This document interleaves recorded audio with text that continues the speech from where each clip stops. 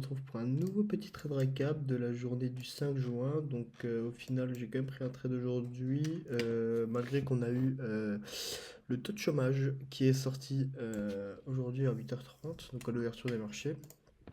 J'ai réussi à trouver un petit setup qui était pas mal. Donc ouverture de 8h30, je vais vous mettre, c'était juste ici. On avait un gros pool de liquidité. C'est dommage, je peux pas aller sur mon deuxième écran. Oh putain, oh, waouh, qu'est-ce que j'ai fait?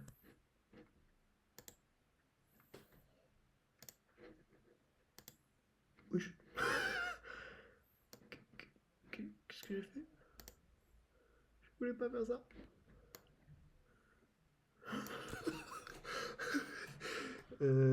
Comment on reset?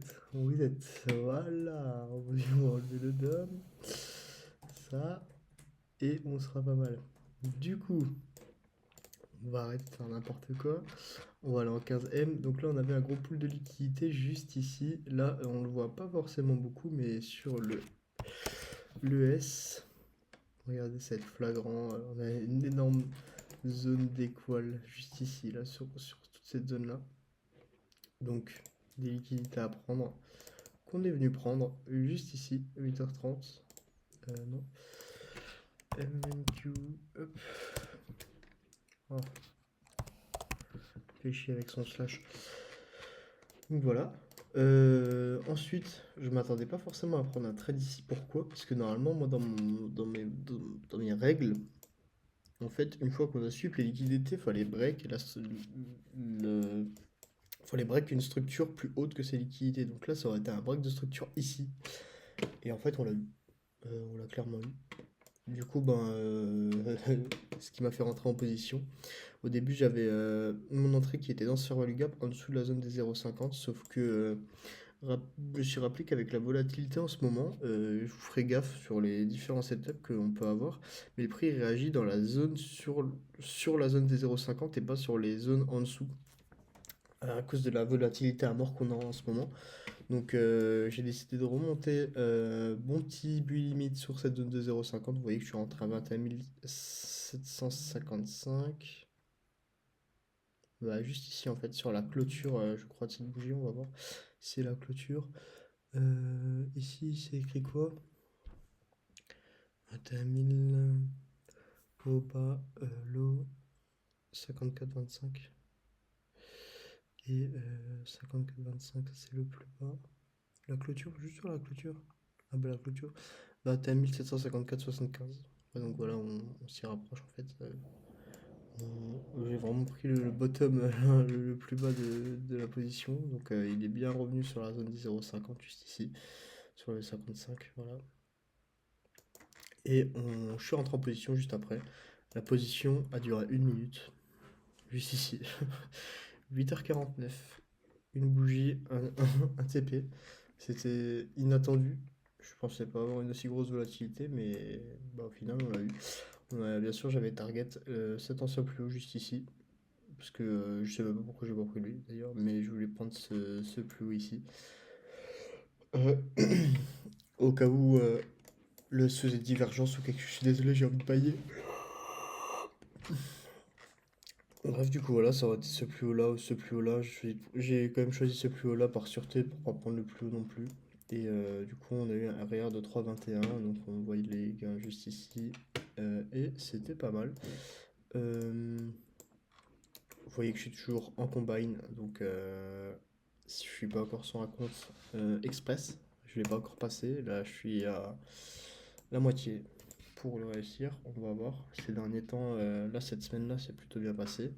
Parce que je respecte enfin toutes mes règles et je trade comme je dois trader. On va aller voir d'ailleurs ensemble les personnels. Donc là, voilà. Comparé à. Parce je suis quand même en drawdown depuis un petit moment. Mais en gros, depuis que je respecte mes règles, là, on voit que je suis dans une pente croissante. Donc si on va voir le tableau des semaines, juste ici, on a plus 1 300 $ cette semaine. Ce qui est vraiment propre. La semaine dernière, bah, comme vous le voyez, hein, je vais rien cacher du tout. De toute façon, vous avez tous les résultats. Juste ici, qui fait un peu mal. La semaine dernière a été, enfin le mois dernier a été très dur. Cette semaine, ça a été bien. On va essayer de de faire au mieux pour essayer de valider ce challenge. Donc en respectant toutes mes règles, ça sera l'idéal. Voilà, l'idéal.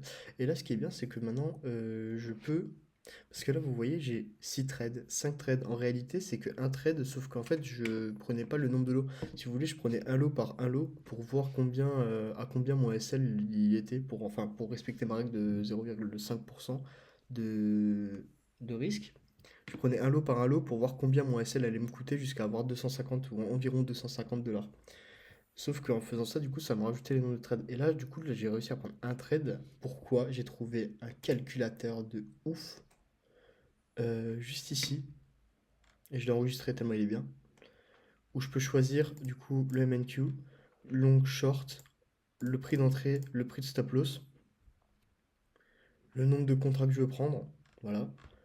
Et puis après, je calcule. Et ici, après, je mets la taille de mon compte. Et ça me dit, bah, pour 0,5% de risque, tu dois prendre. Là, c'était 5,52 de contrat, je crois. Du coup, j'ai pris 5 lots pour respecter mon risque. Je prends toujours en dessous, du coup. Et voilà. Du coup, je suis super content d'avoir trouvé ce calculateur. Il est super bien.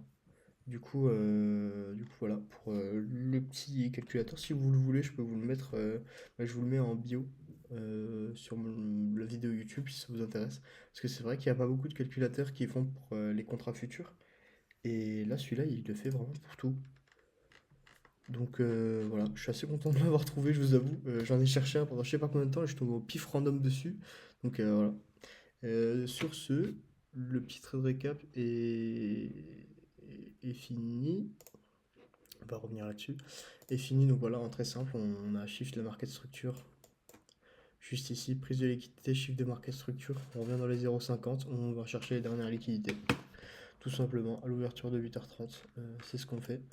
Donc voilà, en considérant que, pareil, là sur le billet, ce qui est important aussi à savoir, c'est que le taux de chômage est sorti négatif. Donc mon attente était positive, était haussière sur le marché du Nasdaq. Et sur ça, du coup, je me suis trouvé... Et sur ça, du coup, j'avais vu ici à 8h30 qu'on était baissier. Donc je trouvais ça assez bizarre. Pour moi, c'était une manipulation de prix. Donc on est venu reprendre ses liquidités. Et c'est là où du coup j'ai pris ma position haussière, sachant que je m'attendais à un résultat haussier dû aux chiffres sortis du taux de chômage d'aujourd'hui. Donc c'est pour ça que, pareil, cette position elle a été prise. C'est encore un facteur à prendre en compte. Donc voilà. Donc sur ce, normalement j'ai tout dit pour le petit trade récap, bien rien oublié. Je vous fais des bisous. On se voit demain ou pas, ça dépend. Je ne pense pas demain. Je ne pense pas. Ah non, aujourd'hui c'est pas le tatouage, c'était quoi? Je sais jamais. On va traduire. Je suis pas très fort, hein. C'est les demandes de chômage. Et demain, c'est le taux de chômage. Donc demain, sûrement pas de trade dû au marché de ouf qu'on va avoir. Je vais garder les probabilités. On va clôturer la semaine comme ça, je pense. Parce que sinon, ça va être chiant. Voilà, donc demain pas de trade, on reprendra la session lundi. Parfait. On reprend la session lundi et on verra ce que ça donne, sachant que on n'a pas la semaine, on a quand même le CPI dans la semaine. Le 11 juin, mercredi. Du coup, je pense que le 13 on a le PPI, ça doit être ça. Pas du tout. Ah non, il est le lendemain. On va voir la semaine prochaine ce que ça donne niveau price action. On verra bien.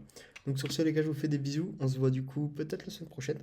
Et sur ce, bye bye.